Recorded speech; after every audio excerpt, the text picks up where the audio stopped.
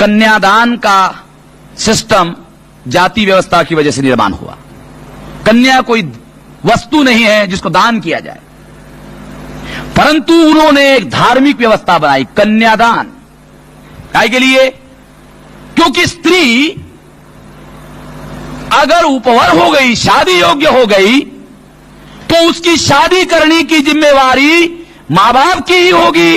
अगर पुराने फिल्मों को देखो, पुराने फिल्म 60-50 के, तो उसमें एक बूढ़ा बाप होता है या बूढ़ी मां होती है। वो क्या कहती है?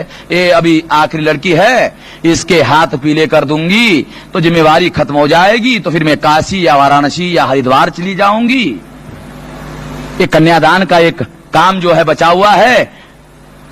ये पुराने फिल्मों में आप देखेंगे, ये ब्राह्मणिकल सोशल ऑर्डर की जो बातें हैं वो आपको मिलेगी वहां। एक कन्यादान का जो सिस्टम है, एक कन्या का सिस्टम रखा उन्होंने कि परिवार ही कन्या का शादी करेगा। क्योंकि अगर कन्या खुद, लड़की खुद अपने पसंद से शादी करेगी तो वो जाति के बाहर जाकर शादी कर सकती है। अगर उसने ऐसा किया तो जाति व्यवस्था खतरे में पड़ सकती है, और अगर जाति व्यवस्था खतरे में पड़ेगी तो जाति व्यवस्था खत्म हो जाएगी, और अगर खत्म हो गई तो ब्राह्मण की जो सुप्रीमेसी है वो खत्म हो जाएगी, और इनकी जो गुलामी है ये खत्म हो जाएगी। ये नहीं होनी चाहिए, कन्यादान का सिस्टम बनाया। दूसरी बात, बाल विवाह की जो मामला है वो भी जाति व्यवस्था के साथ जुड़ा हुआ है कि कन्या विवाह योग्य होने के पहले ही शादी कर दी जाए, क्योंकि जो विवाह योग्य होगी तो अपने पसंद से शादी कर सकती है, इसलिए बचपन में ही शादी कर दी जाए। और मां बाप बचपन में शादी करेगा तो मां बाप की जिम्मेवारी होगी, वो जाति अंतर्गत ही शादी करेगा तो जाति बनी रहेगी।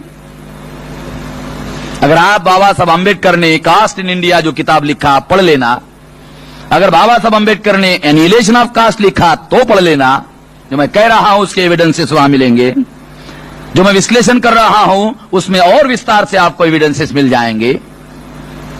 तो ये बात साथियों जानने समझने की है कि ये जो बाल विवाह है, विधवा विवाह है, क्योंकि इंडोगोमी और एक्सडोगोमी जाति अंतर्गत विवाह जाति व्यवस्था बनाए रखने का सूत्र है।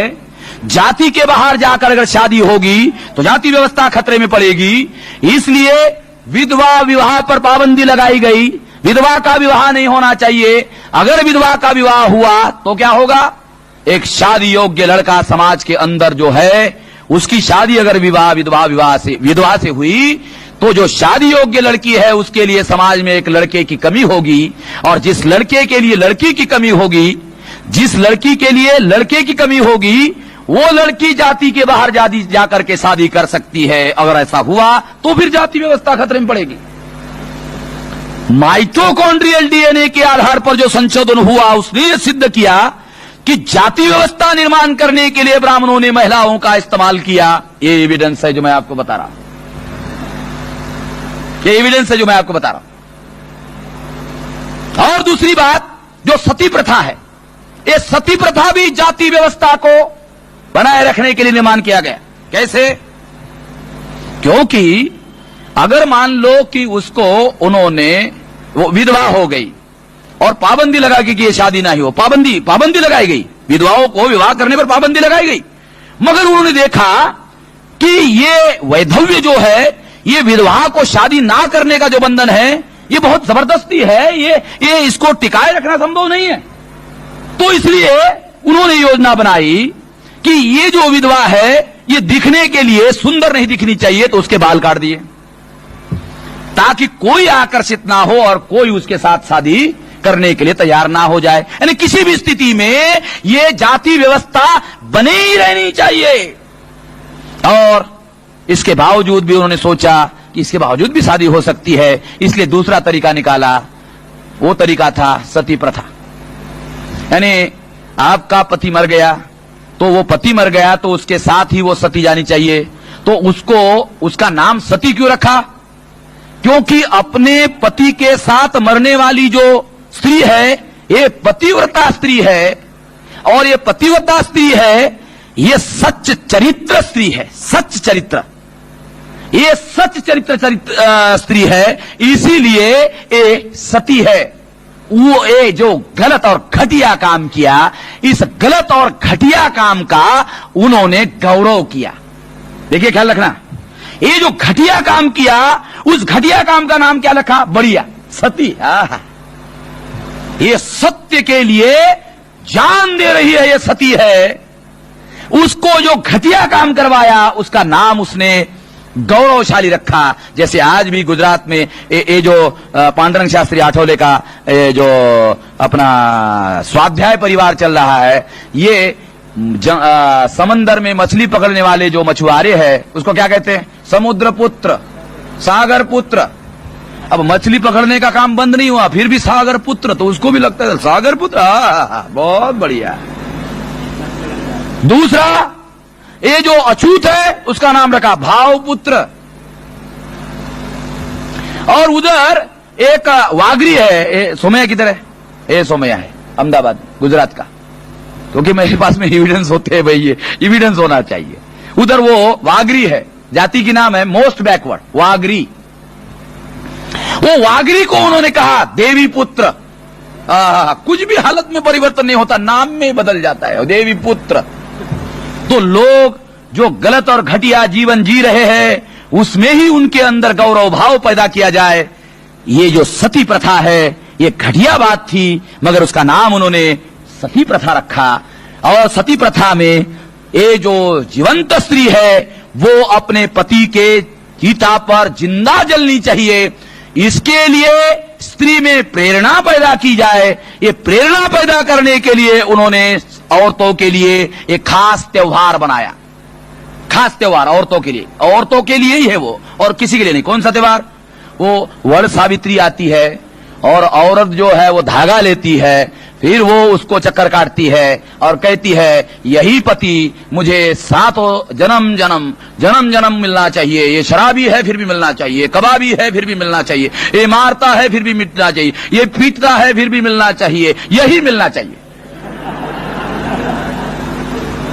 ये संस्कार, ये हंसने की बात नहीं है, ये बहुत गहरी और बहुत गंभीर बात है। क्या समझना है? समझना है भाई। एक योजनाबद्ध तरीके से किया गया संस्कार करने के पीछे क्या संस्कार है? वो बार बार हर साल त्योहार आता है, और हर साल त्योहार आता है तो वो उनके मन में क्या संस्कार किया जाता है? एक संस्कार किया जाता है, यही पति तुमको मिलने वाला है और कोई पति मिलने वाला नहीं है, और अगर तुम जिंदा रहती हो तो जब तक जिंदा रहोगी तब तक तुम्हारा पुनर्मिलन होने के लिए लेट हो जाओगी, क्योंकि अगर तुम अपने पति के चिता पर मर जाओगी तो एक ही तारीख को एक ही समय को पैदा हो जाओगी, पुनर्जन्म हो जाएगा, फिर दोनों का मिलन भी हो जाएगा अगर एक साथ जाओगी। जिन्होंने षड्यंत्र किया, जिन्होंने योजना बनाई, जिन्होंने प्लानिंग बनाया, कोई षड्यंत्रकारी, कोई चोर, मैं चोर हूं नहीं बताता, ये विश्लेषणकर्ताओं का काम है भाई। ये इन्होंने क्यों किया, किया मालूम है, मगर क्यों किया? ये इसलिए किया, ये सती प्रथा में कोई जीवंत स्त्री सती जाने के लिए तैयार नहीं हो सकती, तो उसको प्रेरणा होनी चाहिए जाने की। क्यों? क्या प्रेरणा है?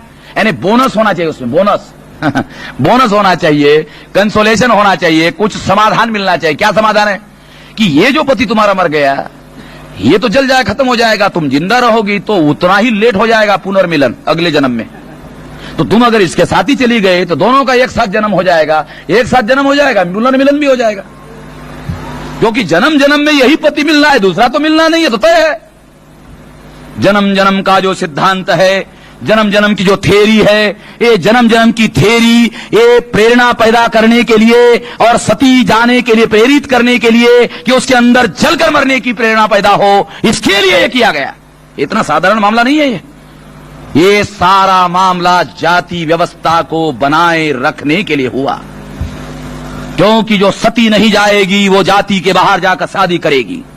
जाति अगर जाएगी नहीं तो शादी बाहर जाति के बाहर जाकर करेगी, जाति व्यवस्था खतरे में पड़ेगी, खतरे में पड़ेगी, ब्राह्मण का वर्चस्व खत्म हो जाएगा, उसकी सुप्रीमेसी खत्म हो जाएगी। कल्पना करो उन लोगों ने जाति व्यवस्था को बनाए रखने के लिए जिन्होंने निर्माण किया, उनको बनाए रखने के लिए बहुत पापड़ बेलने पड़े, ये जितना घटियापन और घटिया संस्कृति और घटिया संस्कार और घटिया बहुत सारी बातें उन्होंने पैदा की, ये सब जाति व्यवस्था को दीर्घकाल तक बनाए रखने के लिए की। ये विश्लेषण के आधार पर, डीएनए के आधार पर, डीएनए का संशोधन हुआ, इसके आधार पर अब ये निर्विवाद रूप से सिद्ध करना संभव हो गया है। बाबा साहब अम्बेडकर के सामने ये एविडेंस नहीं था, अब ये एविडेंस आ गया है। अब बिल्कुल निर्विवाद रूप से ये सिद्ध करना संभव है।